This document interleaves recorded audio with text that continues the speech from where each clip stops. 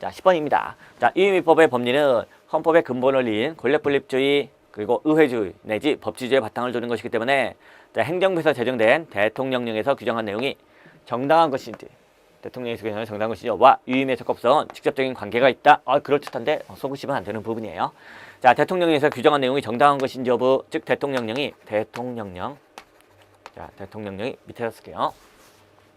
자, 대통령령이 정당하다, 즉 대통령령의 내용이 헌법으로 봤을 때 아무런 문제가 없어. 자, 이게 합헌이다. 자, 그러면은 위에다 법률이 자, 필요한 사항은 대통령령으로 만든다 넘겨주는데 이게 합헌이면은 얘도 합헌이다? 전혀 그렇지 않다는 거예요. 상관없습니다. 자, 대통령령이 합헌이라 하더라도 법률은 유연일 수가 있어요. 어떤 경우? 법률에서 포괄적으로 넘겨줬어요. 딱 구체적으로 범위를 정해서 넘겨줘야 되는데 야, 이 부분에 대해서 알아서 대통령 네가 정해 이렇게 넘겨주면은 이것 자체로 법률이 유연입니다. 대통령령이 아무리 내용을 정당하게 만들었어도 소용이 없는 거예요. 그렇죠? 그래서 대통령령에서 규정된 내용이 정당한 것이냐 여부와 유의미의 적법성은 직접적인 관계가 없다는 겁니다. 그렇죠?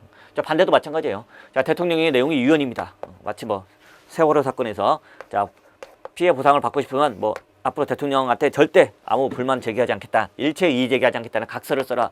그래야만 우리가 자, 보상금을 주겠다. 이런 식으로 세월호 피해자 지원에 관한 대통령령이 만들어졌다. 그건 유연이지만은 그죠? 일반적 행동자유권을 침해해서 유연이지만 자, 법률이 그것 때문에 또 법률도 유연이 된다? 그렇진 않아요. 즉 대통령령이 정당하지 않다고 해서 유연이라고 해서 자, 유임해준 법률까지도 유연이 되는 건 아니에요. 법률에서는 아무 문제 없어요. 그냥 구체적으로 딱 범위를 정해가지고 자, 어떻게 보상하고 배상해줄지 이런 경우 보상해줘야 되는데 자, 구체적인 절차만 대통령령으로 정하세요. 이렇게 넘겨줬을 뿐이에요. 그래서 구체적으로 범위를 정했고 법률은 아무런 문제가 없는 경우입니다. 대통령령만 이상하게 만들어진 경우예요. 그렇죠? 그래서 대통령령이 정당하다고 해서 법률도 정당하다 그렇지 않고요. 대통령령이 유연이다고 잘못 만들었다고 해서 법률이 이상해진다 그렇지 않다는 거죠. 그래서 결론 자, 대통령령에서 규정한 내용이 정당한 것인지 여부와 유의미의 적법성은 직접적인 관계가 없답니다. 없다예요.